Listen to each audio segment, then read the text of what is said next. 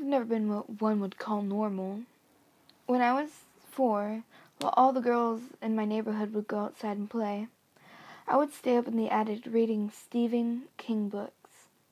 When I was 10, I had a pet rabbit that died from the winter and the cold. What a normal girl would do is scream, call for her parents, and cry her eyes out. What I did was bring it to my room from the backyard, grab a kitchen knife, and dissect it. Now I'm 15, and in 1 month it's my birthday. I don't look like the others.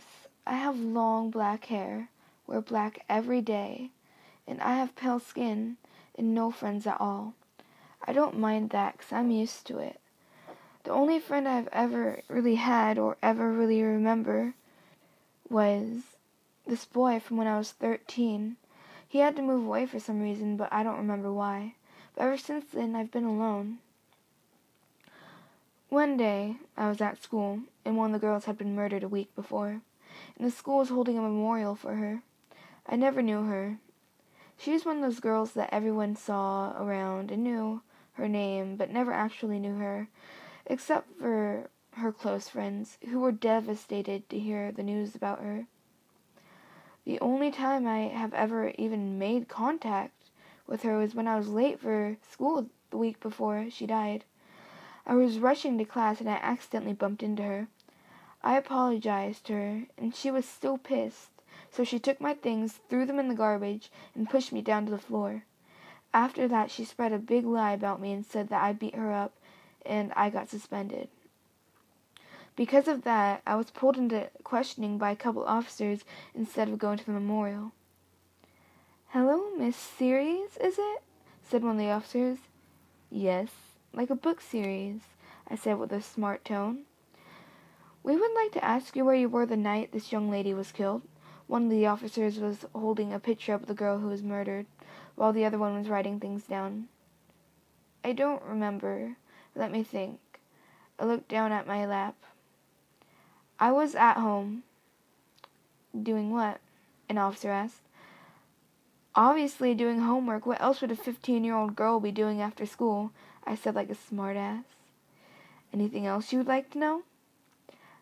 I put a fake smile on my face. "Yeah, did your parents raise you with an attitude like that?" said one of the officers with a tone. "I don't have any parents." I stormed out of the room, slamming the door. I hated not knowing what had happened to my parents, and I hated living with my aunt. She treated me like I wasn't even there. Half the time, she was out on vacation in some foreign country. So, I'm alone most of the time. When I got home, I decided to take a nap after school. I left school early because I didn't feel like dealing with any more bullshit from those officers. I slept in all day till I woke up about 2:30 in the morning. I don't know what woke me up, but I just had a bad feeling. Then before I knew it, a tall man was in front of me. He had a Chelsea smile ear to ear, and skin that looked like it had been bleached white. And he had dark eyes with no eyelids, and his hair was like mine, very black. "Who the fuck are you?"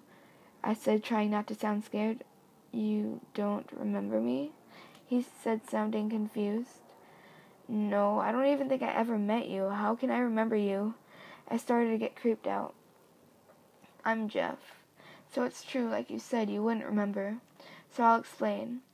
I was going hunting like I normally do, and I entered this huge house and saw blood everywhere. So I proceeded to go to the master's bedroom and saw you slicing up a girl about our age and her family. It was one of the most brutal things I've ever seen. Probably even better than anything I've done. You tried going through the window trying to escape me, but I caught you and asked you who you were, but you didn't tell me.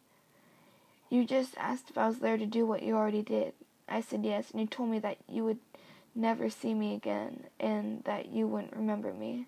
So then "What are you saying? I never killed anybody!" I cut him off and yelled.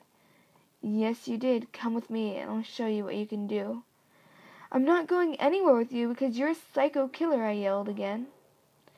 "You are too." He picked me up, and there was nothing I could do because he wouldn't put me down.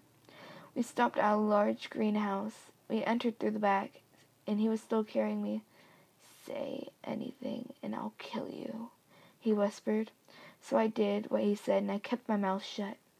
He put me down next to the room and said, "Follow me, and you better not try to run, or I'll find you," he whispered again. We entered the room, and as Jeff walked up to the sleeping woman, she turned on the lamp and saw us, and she started to scream. Before I knew it, I heard Jeff say, "Just go to sleep." And there was blood everywhere. At the sight of the blood, I started to remember things. I saw images in my head. They were of my mother getting cut up, and I was tied to a chair being forced to watch everything. And my father was set on fire, slowly burning, and I could hear his screams. I looked up at Jeff as a teenage boy walked into the room and threw me down to the floor, screaming, "You fucking freak! What did you fucking do to my mother?"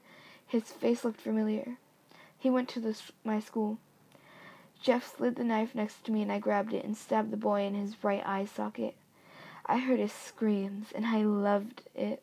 I saw his blood, and I wanted to see more of it. I took it out and said, "Who's the freak now?" As I stabbed his chest. Jeff and I ran out of there and went back to my house. When we got there we went to my room, and I sat down on my bed, and I smiled. I remember what happened to my parents. Every single little detail. He looked at me with no emotions. I smiled and said, "Thanks a lot for all that fun. I could never thought about how fun it would be to kill somebody." I started to giggle. He smiled back and said, "I think we're going to be good friends. See you tomorrow." Jeff's point of view. Damn, she doesn't remember me at all. We even kissed the first time I met her. How can she just forget that? I'll come back tomorrow and start all over. I'll make her fall for me again, if it's the last thing I do.